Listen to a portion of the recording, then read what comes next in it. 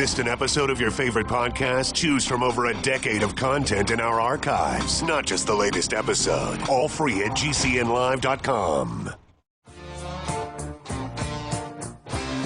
This is your call to action. Get prepared, America. Economy, survival, energy, disasters. This is USAPrepares.com. Informative radio, educational radio. Interact now by emailing instructor@usaprepares.com or text at 434-390-7953. Class, please take your seats. Now, your instructor, Vincent Finelli. Everyone all set, cocked, locked? Here we go. Your dial set correctly to USA Prepares. John is engineering the broadcast in Minnesota. I'm Vincent Finelli. There's just 4 of us in the studio today. TJ, our English Mastiff, a couple of Colts, and me. And if you'd like to call, we'll pay for the call. 866-582-9933. 866-582-9933. Telephone listen line is up. 605-477-3249. So for the first hour, just me, no instructors. And I've got some things I'd like to share, a couple of stories. I was off for the last 2 days. Not by choice, but because the internet was down. So to tell you how this works, I built a studio, a radio studio in our farmhouse, and it has multiple computers. It has a computer that lets me connect to Genesis Communications Network through digital internet, and it lets me monitor the statistics, how the transmission is going, the error rate, and so forth. I have a screen that shows me the audio meters. You've seen those view meters that have the red areas, the needles, and they swing back and forth as the audio amplitude changes. I have a screen that simulates that. And I can look on another screen that shows calls. And it shows all the telephone lines that are associated with USA Prepares. And it lets me see who's calling. It lets me answer the call. It lets me put the call on hold. It lets me put the call on the air. And it lets me drop the calls. So, for example, if you call and the call is answered by our engineer, today would be John. He would say, "Hello, this is USA Prepares. My name is John. I'm engineering the broadcast. May I have your first name and where you're calling from and the topic you'd like to discuss?" It's as simple as that. Now, the question is, why does he do that? Well, why can't Vinny just take calls without that? Well, I can, but here's the problem. This is a nationally syndicated radio broadcast, and sometimes people dial wrong numbers. Okay? And sometimes people might say, "I'm just checking on my doctor's appointment," and do you think the urinalysis will be ready by the time I get there this afternoon? So we don't want that to happen. So John will answer, or the engineer of the day will answer.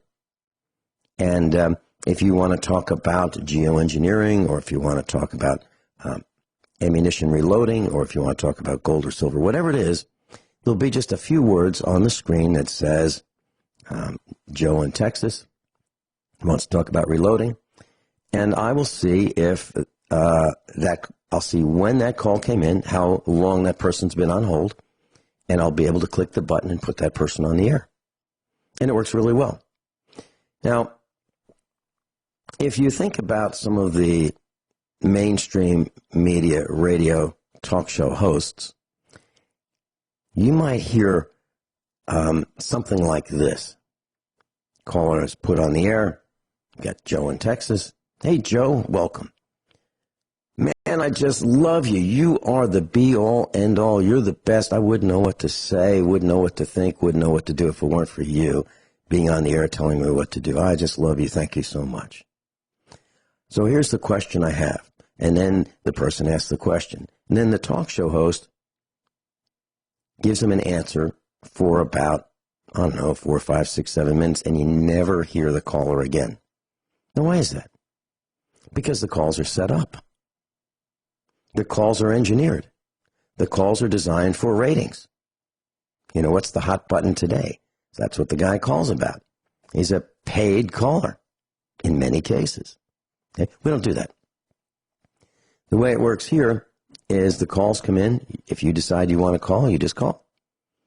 But I have kind of a rule that normally I take the calls.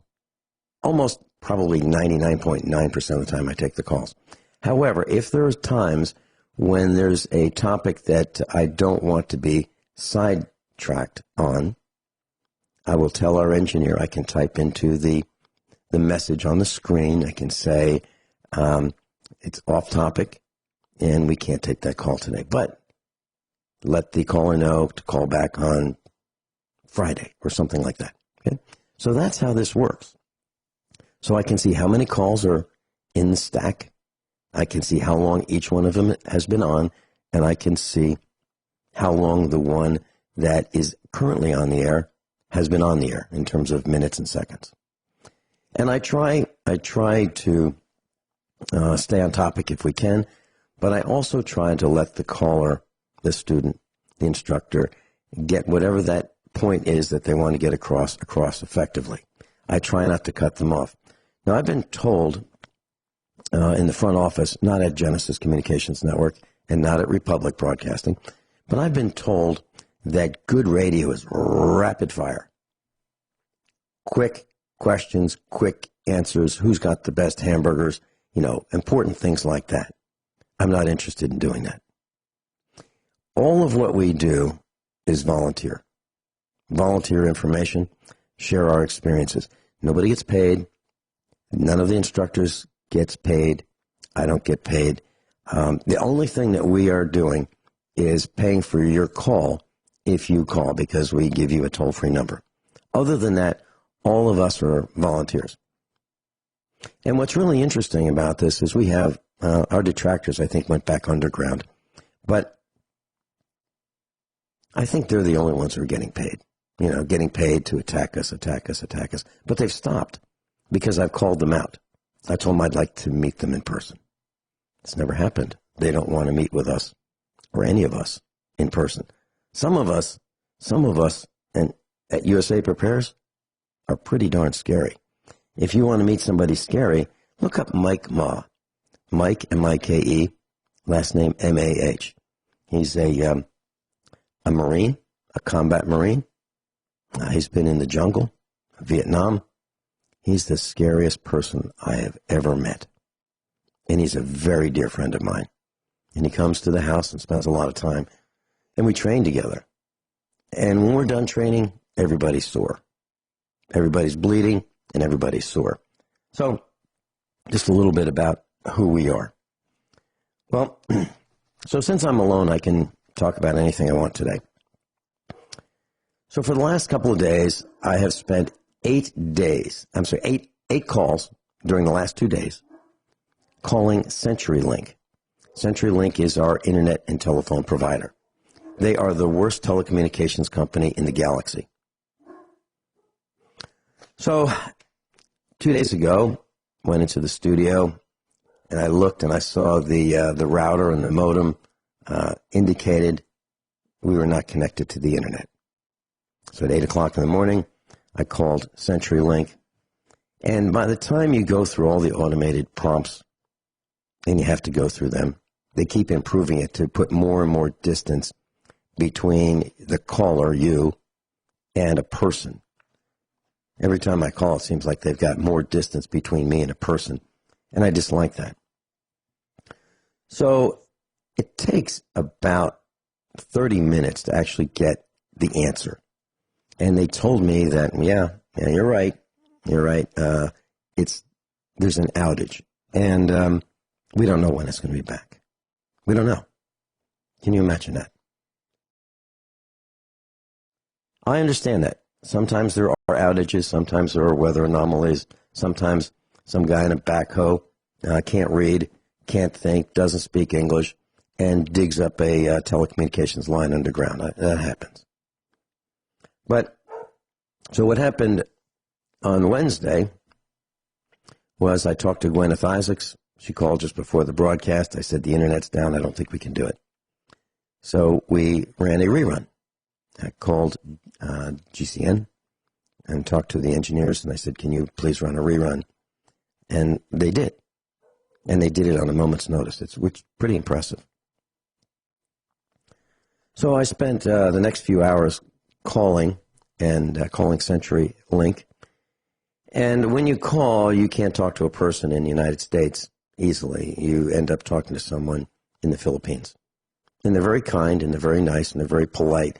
But the only thing they're authorized to do is apologize. I'm sorry for that. Thank you for that. I apologize for that. Thank you for that. And that's really how they say it. Well, what I found out was, after several phone calls, I found out that the internet would be back up by 3 o'clock on Wednesday. 3 o'clock it wasn't up. I called, and they said, well, no, it's not going to be up, and we don't know when it's going to be back up.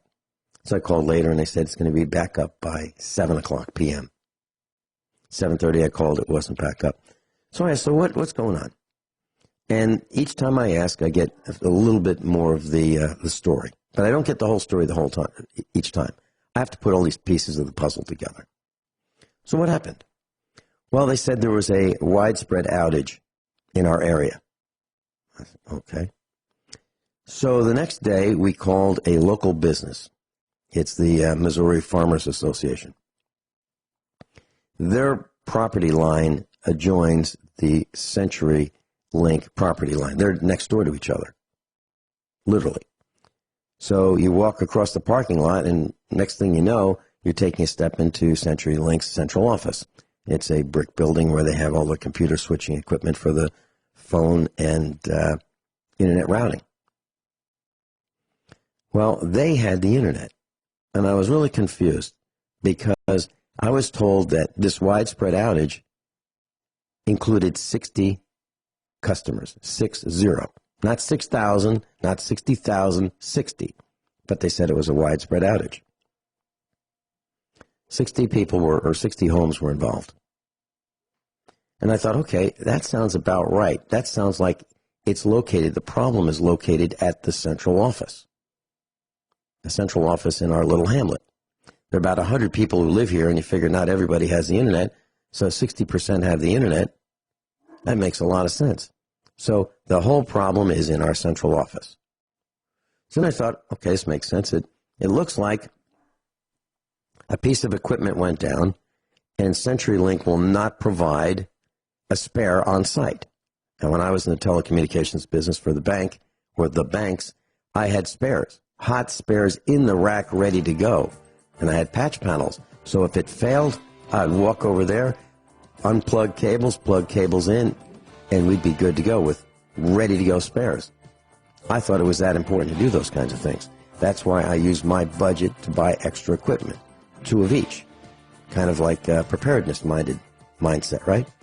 I'll tell you a little bit more when we come back, right after these few short commercials. Wow, I'm all excited. I'm all excited, and I'll tell you why. John, our engineer, just told me something. It's really wonderful news. It's about USA Prepares. Class, you probably heard me mention that I requested to remove all of the commercials that I owned at USA Prepares. So the way this works is GCN has commercials, the affiliates have commercials, and I have commercials. And the theory is a broadcaster, to pay the bills, like me, I would sell my commercials and get money. And that would pay, me. Well, I used to give them away. And I decided, instead of doing that, I'd rather have more talk time for our instructors to share their information. So today's broadcast is the very first broadcast of USA Prepares with fewer commercials. So all the commercials that I owned are now gone. So the only commercials you hear will be those of the affiliates and the network. None of them is mine. So we're going to have more talk time today. Robert in Kansas, welcome. Oh, good morning, Vince. I was just calling to find out the best hamburgers there in the Springfield. Do you know? Yeah, I do know, and I know there are probably over 100 radio stations that you can tune to in Springfield, and any of them will be able to tell you. All you need to do is go to your AM or FM bands and just dial across, and sooner, probably very soon, you'll find that information, and you'll know that you can go to any of maybe 200 restaurants, and they all have the best hamburgers. I'm sure. Sure that's what you're going to find. Yeah, this internet thing, it's like a third world country around here, you know? Like, we can't even have a solid connection. It's amazing. Yeah. Well, I'd like you to stay with me a little longer than you might have planned, but I wanted to finish this little story because there's a lot to this. Is that okay with you, Robert? Absolutely, Vince. Okay. So after making several calls, I finally get a guy in the Philippines who is speaking absolutely perfect, succinct, cogent, clear English. You would never know that this person was Filipino. Well, he was one of their top management. They put him on the phone and they put a special call center together because CenturyLink is having so many problems and there's so many angry customers that they decided to put their top management on the phones. That's what happens. When a company really messes up, they have to put their best people on because they have to tell their customers why they're having problems. They can't just sweep it under the rug anymore. Okay? So what I found out was that CenturyLink is expanding their, infrastructure, improving their infrastructure, starting on the West Coast, heading toward the mountains, the Rockies, going over the Rockies, going to the central part of the United States and toward the East Coast. So they are expanding. And I thought, okay, well, that's great news. And when's it going to be back? Well, we don't know when it's going to be back. The network's going to be up. But we'll call you. They have our telephone number, and they'll call us. And they would call, and we get these automated responses, the equivalent of, great news, your network is back up. But it wasn't. We got many of these calls. So I kept calling. And here's what I found. Well, here's what happened. Every time they promised that it would be back up, and it wasn't, I called them. And I talked to their customer service people, and I'd say, I'd like a credit. They'd say, well, we'll give you a prorated credit for the amount of time that the Internet's been down. I said, no. Every time I call you guys, it takes a half hour. And this is the fourth call, the fifth call, the sixth call, the seventh. It got all the way to the eighth call. And it literally takes over a half an hour for each one. And I'm not going to be compensated for 86 cents for the hours that it's down. Okay? I want to be compensated a significant amount. The minimum I'm willing to accept is $10.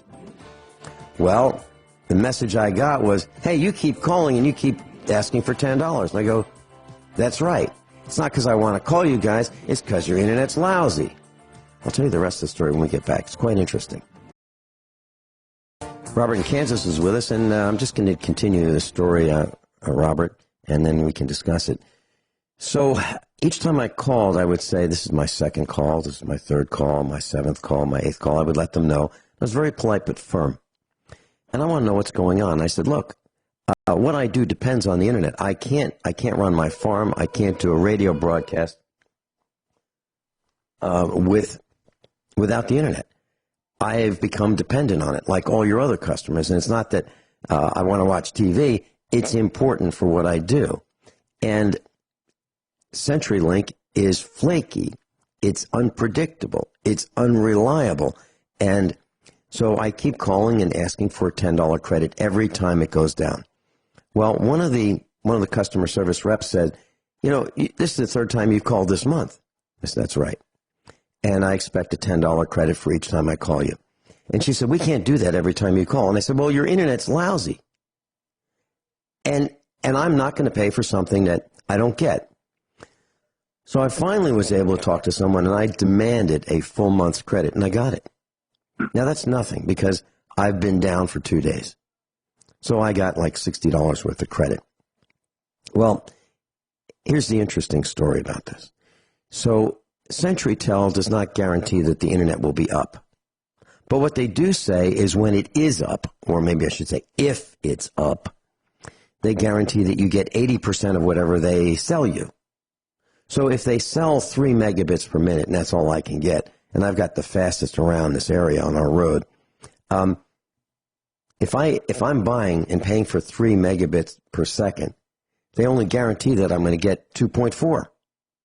If I'm paying for 5 megabit per second upload, they only guarantee 4/10, or 4/10 of a megabit versus 5/10 of a megabit. So they only guarantee 80% of what I bought. Now I want you to think about this. So you go to the gas station and you take the pump and you read the display and it says $20. So you buy $20 worth of gas and then you decide to look in your tank and you go, wait a minute, I only have $16 worth of gas in my tank, but they charged me for $20. That's what we're talking about. That's what CenturyLink does. They sell you one thing and they deliver less. It's an outrage.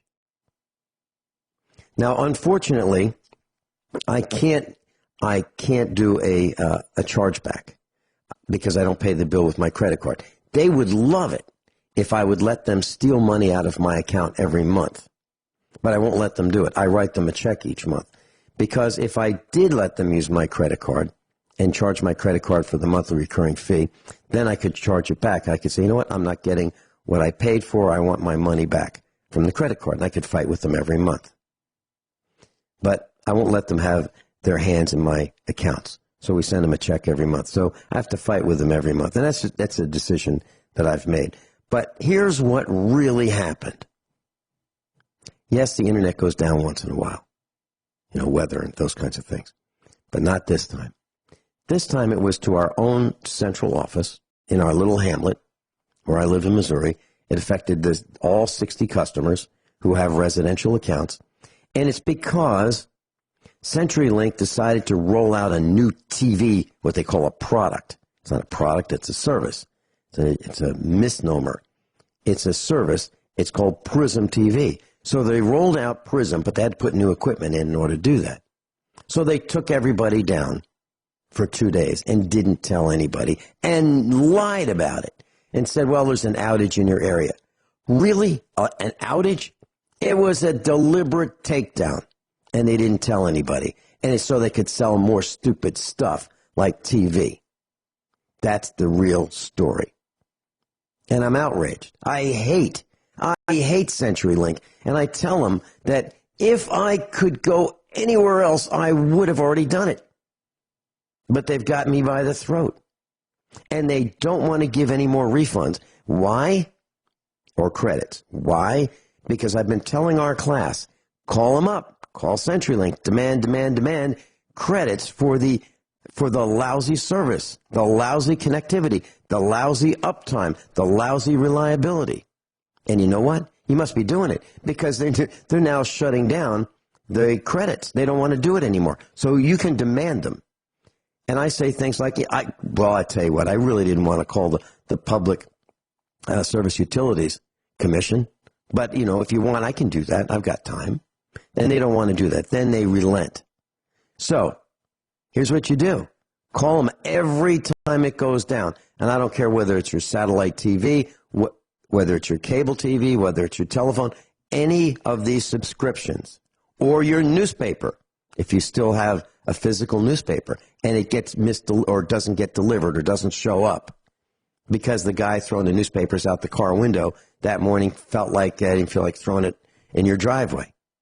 Call them up and keep calling. And my logic is the more we call, the more they want to fix it, because the more management gets involved. Like, wow, all these customers are getting angry and they're demanding credits and refunds. Robert, your thoughts on that? Well, Vincent, earlier you said, I believe you said you were talking to a Filipino man. Do you mean that you had to call into the Philippines, or you were talking to just a Filipino?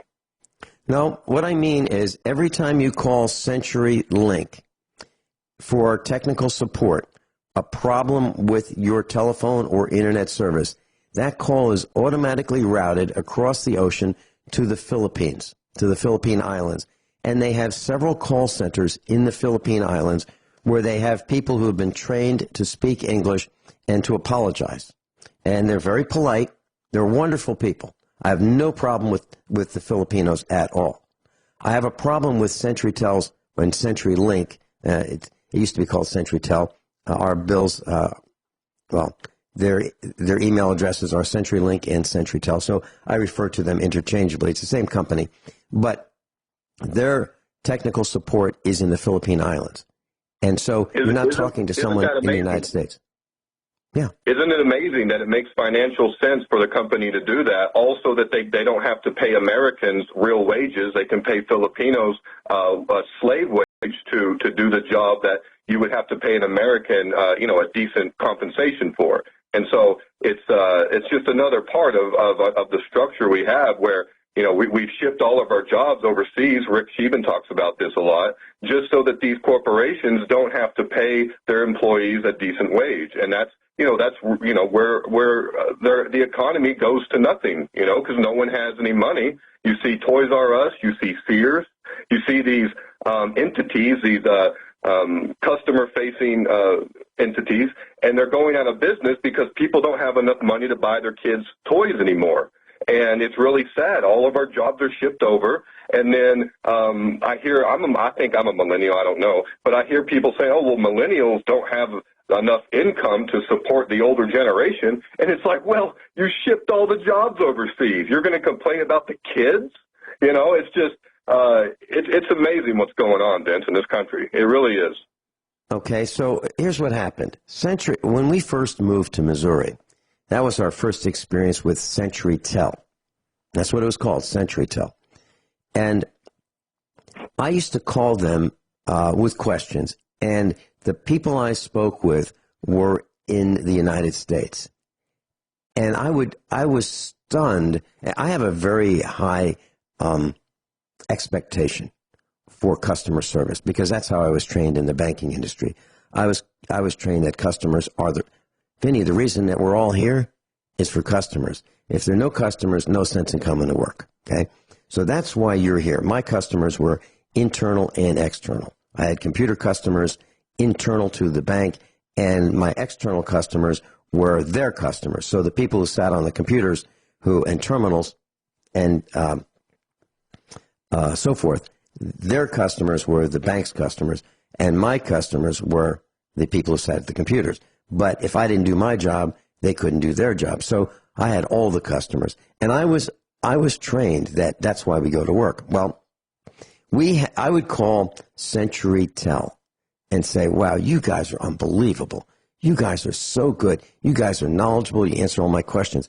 And they said, well, yeah, we have in order to get a job here, you really have to go through the hoops. They put you through all kinds of testing and interviews, and they only hire very few of all the ones they interview.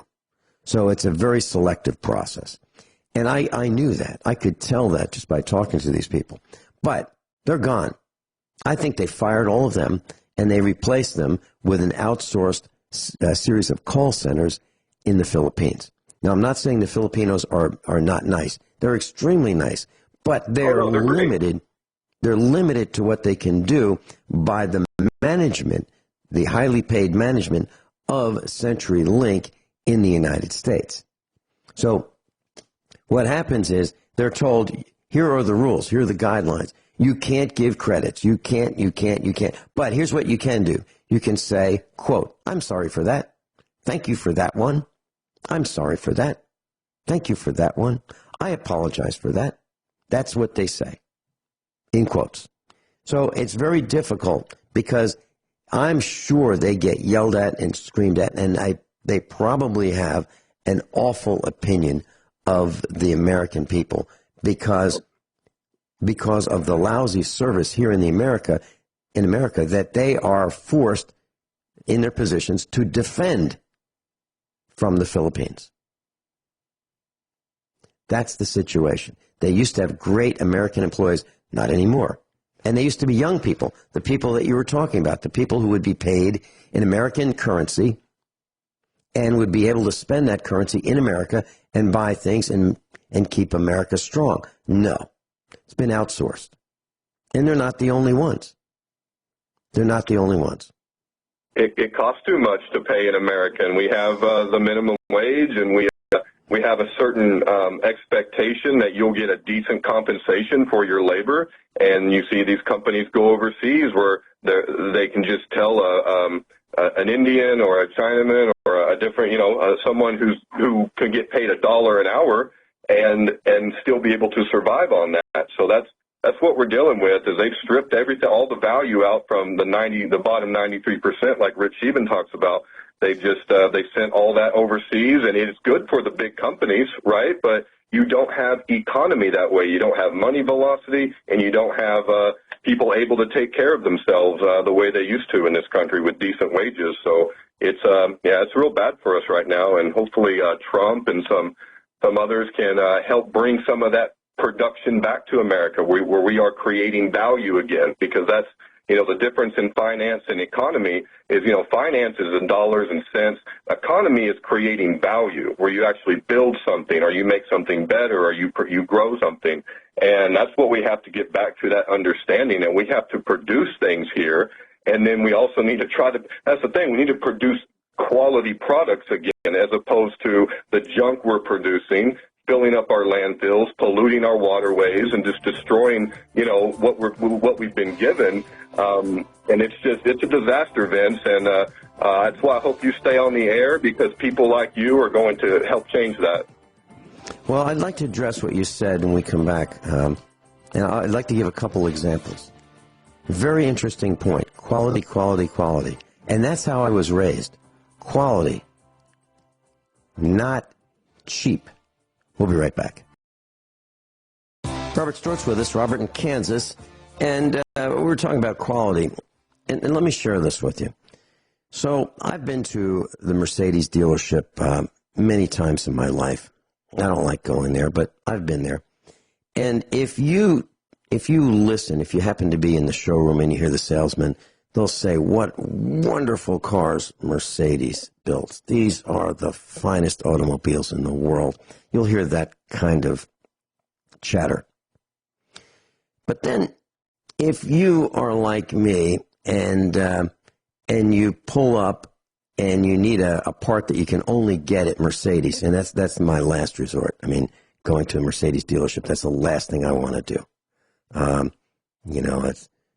think the dealership that is in Springfield, Missouri, is owned by Dewey, Cheatham, and Howe, or Dewey, Fleeson, and Howe. It's one of those.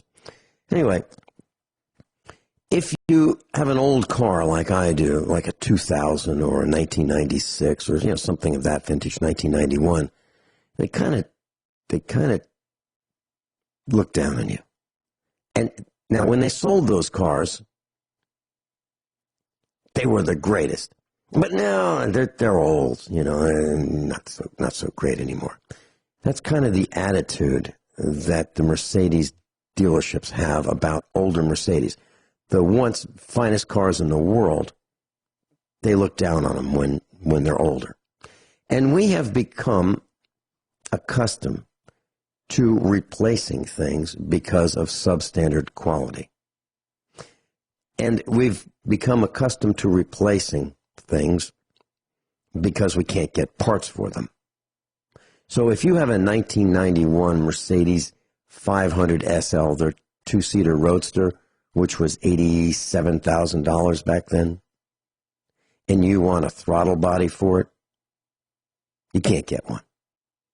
You have to find a used one, because they don't make them anymore. They've even designed their wiring systems to be, as Miles would say, compostable. We would say compostable, which means it degrades under the hood. So the wiring sheds its insulation, these wires short out, and you have beyond a nightmare. You've got a $4,000, $5,000, $10,000 problem because the wire insulation degrades with heat and ozone and air pollution. And it's designed to do that. It's designed to do that. We're talking about Mercedes. Volvo didn't want to be left out. They did the same thing. Bottom line is we are no longer making quality the way we used to. I heard a rumor, and I don't know if it's true, that Craftsman is returning to manufacturing tools in the United States. Now, why would they do that? I have to tell you, in our shop here at the farm, when I'm working on a tough nut or bolt, I'm going to grab a Craftsman tool rather than something from Harbor Freight or from China, because I want to make sure that I have the best opportunity to not strip that nut, bolt, or whatever I'm working on. I want the best tool with the best tolerances, the best corners, the best machining, the best fit. I don't want to use junk because it tends to strip the nuts and bolts and so forth. Robert, your thoughts? Vincent, you're absolutely right, and we have to change the consciousness of the people, the psychology, and I want to congratulate the great state of Missouri and your governor for recently effectively ending abortion as a practice in that state, because if killing a little baby isn't wrong, then nothing is. So hopefully we can start there and start teaching our kids to value life as opposed to valuing money. And then maybe after decades or generations of teaching our kids what is important and what is not, maybe whenever you're sitting in traffic and someone's behind you, they'll actually value you as a person instead of just trying to get you out of the way, because that's what we got to do. We have to teach our kids the right way to do things and what is right and what is wrong. And kids don't just learn from what you explicitly teach them. They learn all the time implicitly. And if you teach them that you can just kill a little baby, what you're teaching them is that life is valueless, that people are valueless, that you need to, that is meaningless, that another person. And so that's what we got to get back to, Vince, is where we value that other person as what they are, and instead of what we have now, where everyone is looking at money, and that's all that's important. And if you can, fire people and move your operation overseas and you make a little bit more money doing that, they'll do it. And they just simply do not care about the human beings. They don't care about God's creation in general, the earth. They're just polluting it with these, you described these not creating quality products. If a company did do that, they would set an example, and then the financiers would be out of luck because someone would produce a shovel that never breaks, and then that company would take over, you see. So it's what it is, Vince. We got to get back to God, basically.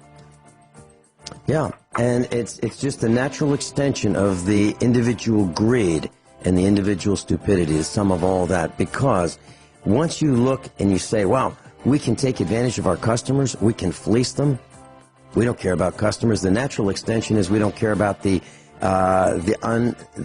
who can't protect themselves, like the little babies. Let's just kill them. That's what they're doing. You're absolutely right. Robert in Kansas, thanks so much for being with us today. Thank you, Vince. Everyone all set?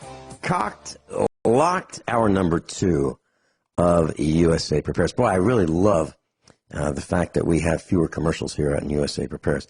We might be the very first broadcast to reduce the number of commercials. And I want to thank George in engineering at Genesis Communications Network for making that happen. And this is the first day with fewer commercials. So we have 6 minutes more of broadcast time through the efforts that George undertook. Thank you so much, George. I'm delighted to be broadcasting with a dear friend. We've known each other since the early 1970s, like 1971, maybe 72. And I arrived in Chemistry 101 at the lab. It's a huge room, and I didn't know anybody at the university, so I put down my chemistry books at the lab table, and the lab table is 2 stools, a sink in the middle, and I went to get my glassware, the Florence flask, the beakers, the test tubes, those kinds of things. And I came back, and there she was, the prettiest girl in the university, my lab partner. And we've been friends all these years. Marty Barrett, welcome. Marty? So you hear my voice and don't have to see that I've changed it a little bit since those days. we all have. But we've been dear friends for a very long time. And I know your husband, I've met your children, you've met ours, and we've stayed in touch all these years. And it's a delightful thing to have dear friends like Marty Barrett. So Marty and I attended at the time it was called a Top 40 American University. And so, but if we were to weigh our degrees, put them on a scale and weigh them now, I think they would weigh a lot less than they did when we received them in the mid-'70s. Would you agree with that, Marty? Yes, definitely. They have a leader now at our university that's decided to kind of clean up the town a little bit and get a lot of inter-city kids into the school, which maybe would not meet the standards otherwise. And I kind of have a mixed feeling on it because it's kind of like you want to help the atmosphere in the city, but yet to think of kind of dumbing down maybe some of the courses or admission requirements. All right, so Marty, let me ask you this. If you teach one of the hard sciences, you teach biology. Yes. So what would happen? What would happen if you had a student who really didn't quite understand the material, and you had to slow down the whole class for that student, or what do you do? Well, I kind of already have that because the institution I teach at has an open door policy. So you got a post you could get in. And just figure you're looking at this class with 75 people. You've got people that just got out of high school. You've got people that are in some career that they're not happy about, or they've been a housewife and they're going back to school. I've even had students that have graduated with degrees from Harvard and other places, and they're just kind of, retooling their education. And you got all these people in the same room, and you've got to speak at a level that's appropriate for all of them. So you're looking around, you're seeing some of the 18-year-old kids are there because mom and dad are making them be there. They're serving time. So they're, rolling their eyes and disinterested. You got to try to draw them in, as well as the returning moms that are so eager and so happy to hear anything you have to tell them. It's difficult to meet everybody's needs. If you dumb it down too much, you lose your bright audience. And you just kind of have to look around and see who's getting it, and some you might not be able to grab. So, Marty, you teach biology. Mm-hmm. And it's not an easy science. It really isn't. So when you teach biology, what happens to the people who graduate that come through your training? What do they become? What do they do in life next? Most of mine are allied health majors. I would say maybe 80% want to be nurses. The other ones want to be sonographers or radiography. Some have high hopes of going on to medical school. Yeah, but I would say 80% nurses. Okay. If a nurse does not have the understanding of the material that you are teaching in your class, specifically your classes, what could happen? What could happen? Well, we talk about one situation in class where you think, we're mostly water. We're 55 to 65% water. But it's got to be in the right places. If you infuse your patient with water instead of saline, they're both clear liquids, your patient would most likely die because your red blood cells, the water pours into your red blood cells and bursts them open, and your kidneys become taxed trying to get rid of all this extra junk all of a sudden. And this would also be the case. I don't know if you remember a contest years ago where they said they'd give a card to the person that drank the most water. And a nurse called up the show and said, "Don't do that. Not smart." You know, we're not talking about a couple of water bottles. They're kicking back gallons of water. And the person that won the contest died from exactly what I mentioned before, their red blood cells bursting. So if you made that kind of mistake, you could kill your patient with water. Stunning revelation. Absolutely stunning. And who was running this contest? Some radio station years ago. So the winner won the car and lost their life. But obviously they didn't know what they were doing. Mm-hmm. But somebody they probably thought it was okay. Yeah. And I got to tell you, Marty and class, I've tried to listen to radio.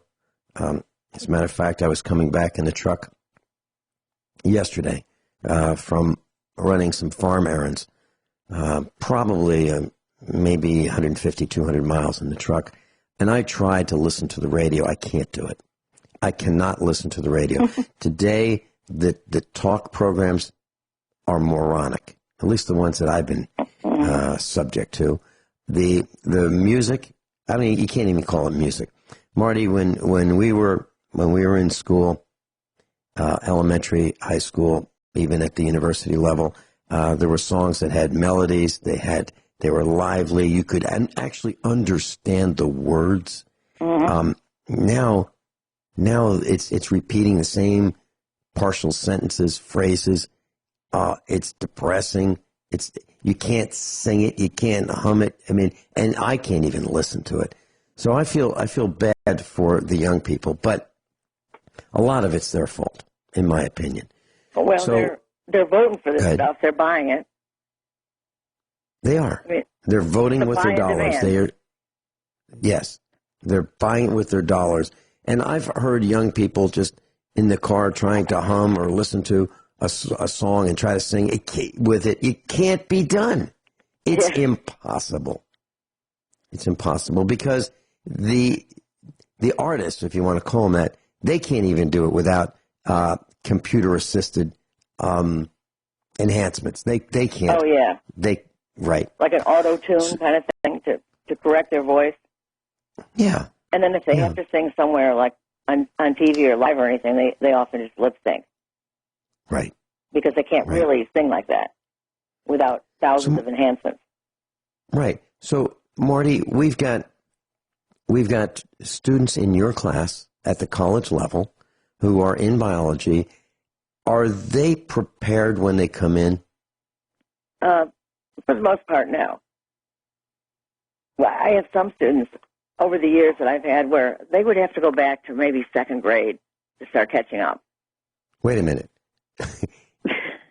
I'm not even kidding. Did I hear you right? S-E-C-O... Because S-E-C-O-N-D? Yeah. What happens is probably the teacher keeps passing them along. You know, doing subpar level work, but just keeps passing along. And if the parents aren't participating and going into the school saying, you know, why is my child doing so poorly? And they're not doing spelling tests anymore or not as much grammar. You should see the essays I get as far as the grammar usage and spelling. Because if there's no spell check, they're sunk. So those are missing components that you get very early in your elementary school career. How does that apply to nursing, being able to spell? Is it possible that they could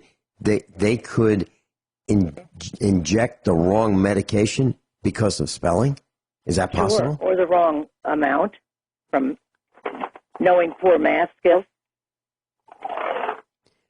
Have you heard the term... When people say that math isn't important, I always talk about the Mars rover that slammed into the surface because somebody did their calculations poorly.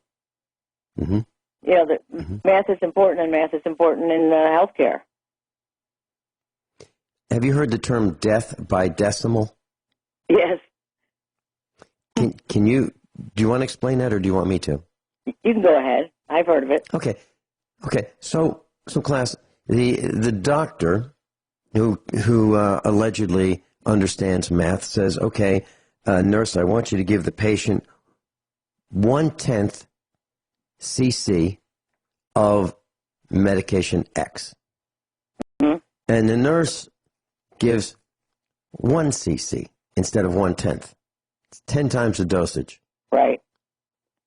Could that kill the patient? Oh, sure. Sure. Even double could kill. You know, you wouldn't have to go that high to kill somebody. Mm-hmm. In class, that's called death by decimal or decimal point. You know, and I had a student this semester that came to me and she said, "How do I calculate my average?" And I said, "You add your 4 test scores together." And then she said, "Oh, and divide by 100?" And I said, "No, you're not going to like that number."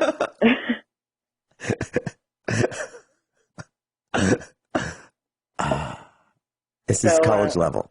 Yeah, there's some math needed. But I think the English is really a bigger problem. Just grammar Marty, and spelling and how to express yourself. Marty, when we were applying to college, did you just walk in and say, "Just want to let y'all know I'm here"? Or did you have to take some tests in order to prove that you had enough information, knowledge, recall, and ability to express yourself cogently and clearly that they were willing to consider your application? Oh, yeah. Isn't that what happened? The mailbox hoping for the answer. That's right. Every day eagerly going to see, did you get in? Did you get in? Yeah. That's what we did. Mm-hmm. We did. When we come back, I'd love to discuss with you, are students prepared for the real world? I'm sure you've been to the graduation ceremonies. So after they're done being trained at the highest level of education, you know, I'm talking about the college and university level, are they ready? Are they ready for the real world? We'll be right back. Marty Barrett's with us. She teaches at the college university level, and she teaches biology. So, Marty, are the students prepared? Are they prepared for the real world? I don't think when they so. graduate. And I think what they're missing is not even so much the academics; it's the lifestyle habits. You know, for example, my son is young; he's not even 30 yet. But they hired somebody new in his office, and the first thing he said is, "This guy's on his phone all the time. His pants are hanging down low. Doesn't he know how to act?" You know, I mean, even a young person noticed that he was ill prepared for how to present himself on the job. And kids probably check their phones constantly. I mean, in class, I see everybody glance at their phone every couple of minutes. So they probably go to the job and expect that same thing is okay. And really, most places don't want to see you look at your phone. They want to see you working all the time. So it's more kind of manners and how to act is what they're really missing. But some academics as well. Marty, I'm sure you have visitors who come to your home, and I'm sure that they take their cell phones out of their pocket and put it on the kitchen table or whatever room you happen to be in. Does that bother you as much as it bothers me when they keep looking at the phone when they're company in our house? Well, I have a friend who's not a young person. So whenever I go out to dinner with her, you know, I rarely get out. I'm excited to get out to talk to her. And the first minute she sits down at the table, she goes, "Oh, wait a minute, I got to check something." She checks in with work. She checks in with her grown adult kids, see how they're doing. And I sit there. And I feel ignored. And I feel it's rude to do that to somebody. It's saying that anything is more important than talking to you. That's exactly right. Anything is more important. And it bothers me. It really bothers me because I've seen nurses with their phones in their scrubs. They pull out their cell phones and they check their cell phones when, while they're supposed to be with a patient. It's unbelievable. Do you find that students melt down and I'm talking about they have these emotional breakdowns as compared to when we were in school at the same age? Do you find that they just can't take it, it's too tough, and they just literally melt down? Have you seen that? Yes, I have, and it's a shame because every semester I have at least maybe 4 or 5 students that that go off to a mental facility for a while, and a lot of it's due to just all the pressures. One of the things is the fact that, you know, when we were young, you could get bullied at school. Now you can get bullied in your house, everywhere you go. And that's really tough on people. And most of the people that I see go into these facilities for treatment are young, pretty girls. You'd think, wow, they must have the world at their fingertips. But they're struggling with this whole scenario we have, trying to be, you know, too perfect and do all this stuff right and maybe try to get into a career that's not their idea of a good time. There's a lot of pressures on people, and some of them cave due to that. And it makes me sad. Marty, you mentioned that you have about 75 students. I believe that's the number you said in your class. Okay, and if you have 4 or 5 of them that end up in institutions, is that 7%, or we're talking about a fewer percentage? Because that's an enormous percentage. In my classes overall, I have about 300 students. Okay, all right. So of 300 students. Yeah, 1% to 2% or so, what you could say. Yeah, that's still a really high percentage. And I think it's because of the pressure that's on these people from the internet. You got to be perfect looking. You got to be perfect acting. You got to meet all these criteria. That didn't enter home before. I didn't feel those kind of pressures when I was growing up. Now, our pressures were a little different. We had pressures of examinations. We had pressures of, we have to do well enough to be allowed to stay there, meaning continue with our studies. Those were our pressures. Yeah. Well, the next question, Marty, is, I've got a couple questions. Can it be fixed? Are teachers quitting? Are they disgusted? And if they are disgusted, what are they disgusted with? I'm talking about at the university level class. We'll be right back. So Marty and I are talking about education at the university level. Marty, are teachers quitting? Are they disgusted? And if they are disgusted, what are they disgusted with? Well, I think one thing that disgusts some of my coworkers is our job goes far beyond that of just teaching. We've got to be on 1,000 committees. We've got to go outside of the school and do events to try to get more students in. I've done more science fairs and science demonstrations than you could count, and that's important. My boss even said, your greatest job right now is not teaching, it's increasing enrollment. And that's certainly not what I think of. My job, as far as, you know, keeping the college going, keeping it active, is doing a good job teaching so that word gets around, rather than attending every event. And they want us to go to every, you know, Peach Festival to talk about our program, and it's just exhausting. So are teachers quitting? Are they saying, that's it, I've had it, or are they sticking it out? Yeah, some are quitting. But it's kind of like if you get tenure, which still exists in most places, get tenure, what they say is, oh, I'm sorry, that means you're kind of stuck here for life. Who says I'm sorry? Your coworkers. Oh. Like, oh, I'm sorry, now you got to stay here, and, you know, whatever they say is go. You know, you got to do whatever the latest thing is. So it goes way beyond just teaching. And that's Do you find that teachers are burned out, frazzled, exhausted, and don't like their jobs because you've been in this field for a long time, decades. Do you feel that teachers are looking at the teaching position that they have now as drudgery as compared to before? Was it drudgery before? Or is it just drudgery now? I don't think so. It just seems like when you get towards the end of a semester, the climate kind of changes. Everybody's kind of panicked. Wow, what do I need to do to pass or to get an A or this or that? You know, it gets a little tense at the end for everybody. We've got lots of work, and they're all of a sudden realizing they're not meeting their own expectations. So So that's always a little tough towards the end of the semester. But I think most people feel the same way about it, but you can get kind of burned out. It's a lot of work, and some of my students think, well, I'm not at work from 9 to 5. Some of my friends think, well, it must be some little part-time job. You know, you get home by 1 or 2 or something. It can't be too hard. But the work you do at home is far beyond that. Mm-hmm. That's most of the work outside of the lectures.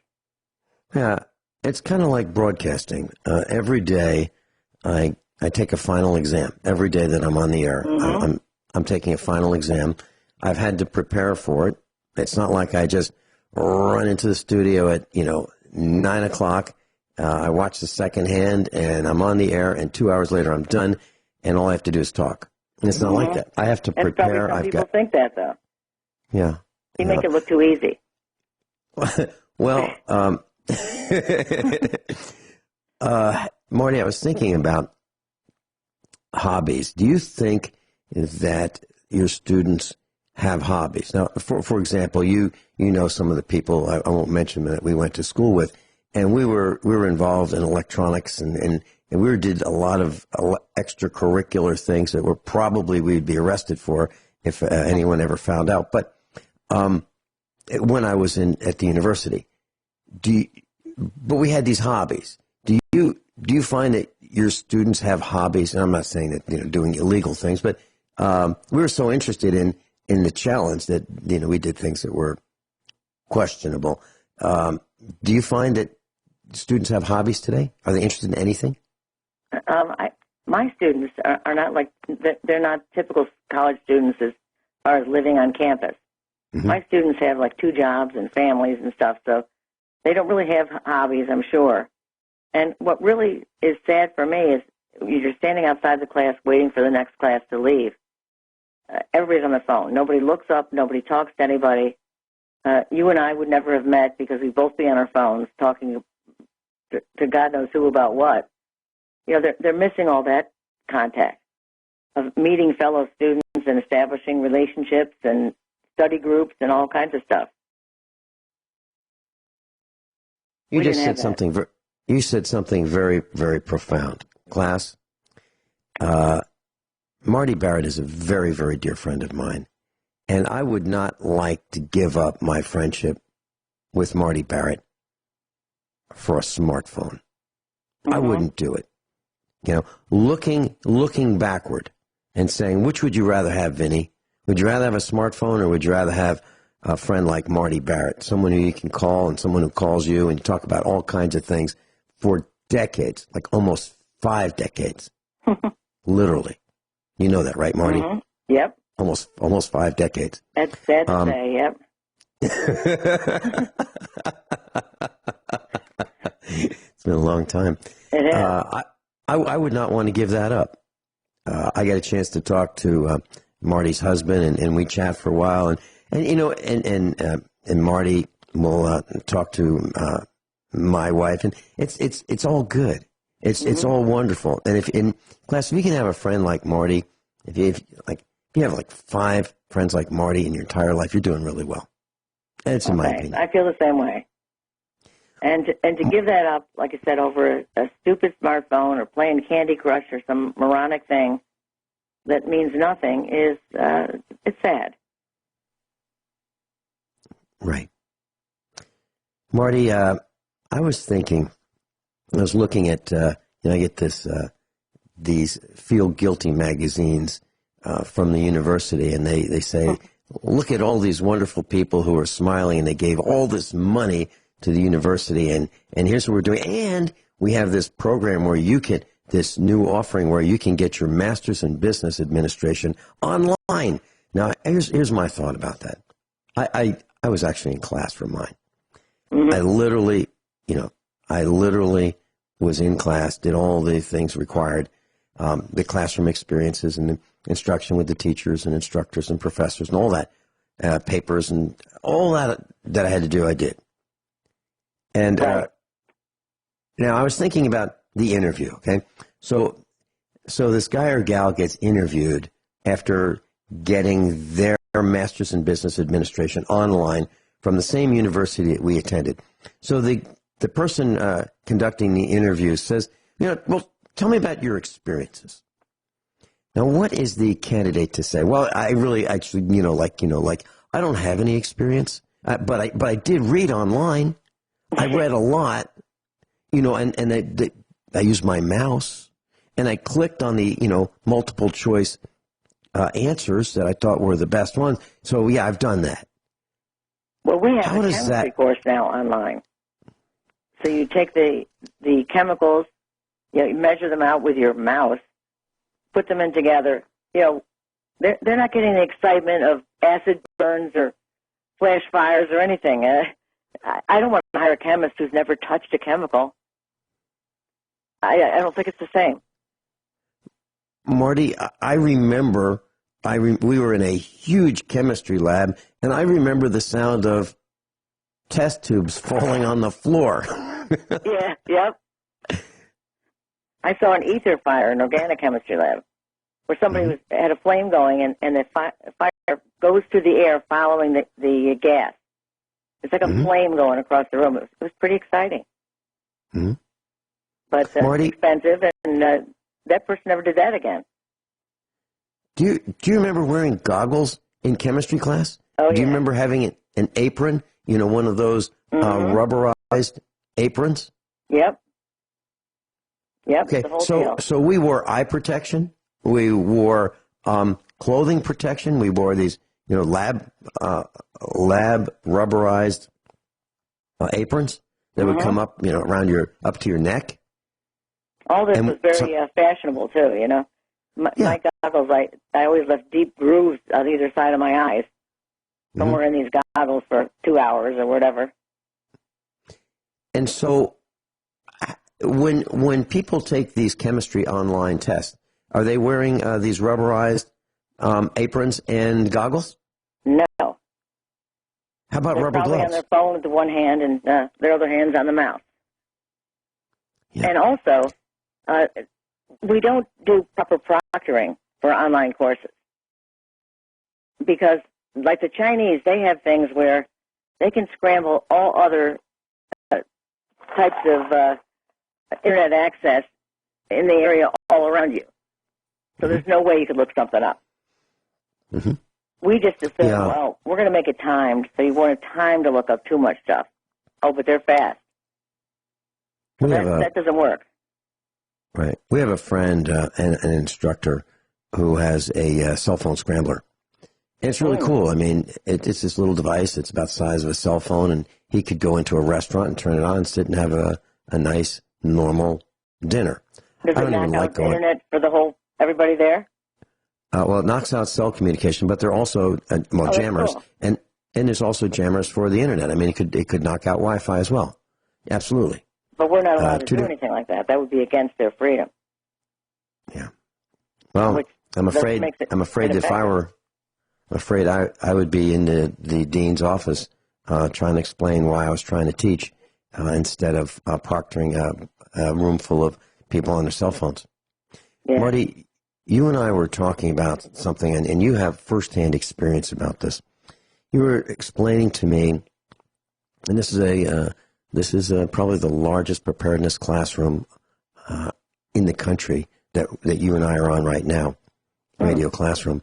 And you were telling me about your firsthand experiences with a hurricane when you were younger, and what happened to your family, and what would you share that? That was absolutely riveting.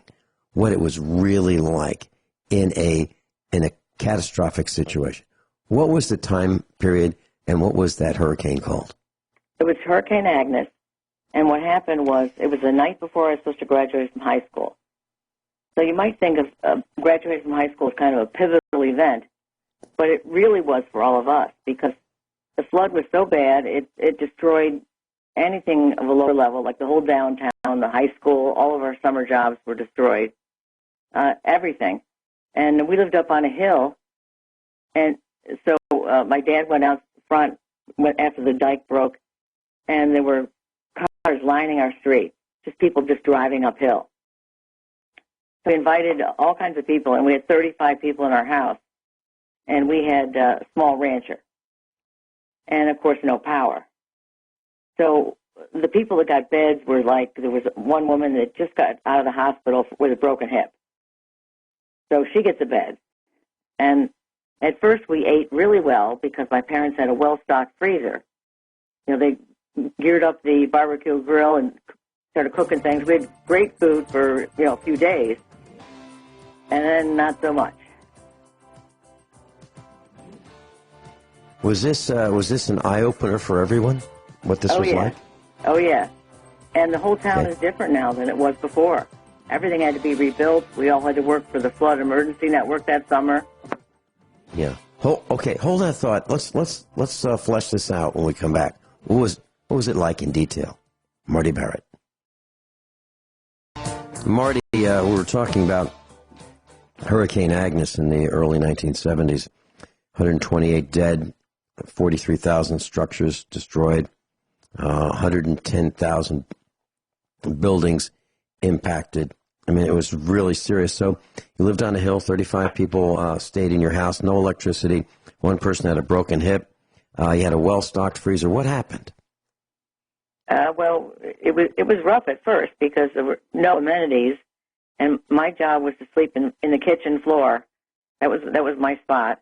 And I remember in the middle of the night, some kid, this kind of chubby kid we were taking care of there, he came out foraging for food, and we had to kind of ration out the food. And when it really ran out, the government flew over with helicopters and dropped down like rubber chickens and stuff. But I was a picky 18-year-old or 17-year-old, and it wasn't my thing. I think I lost a lot of weight because I wasn't going to eat a rubber chicken in a can, but most people did.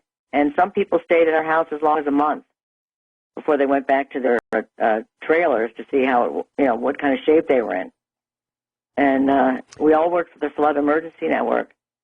And my job was to be a secretary, and I was a horrible typist.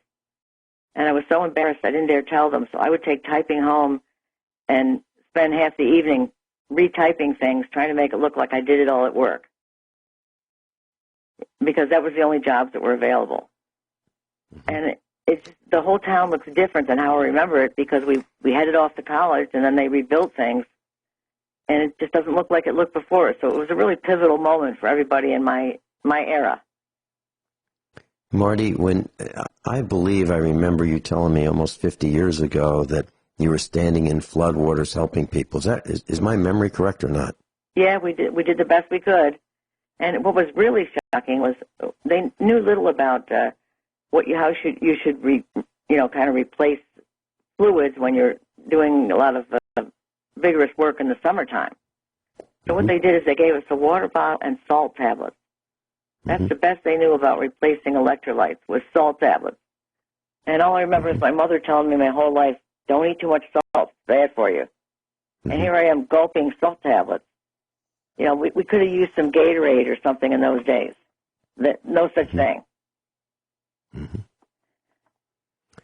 Marty, what was it like in the house? Who was in charge, and was it tough for that person to be in charge?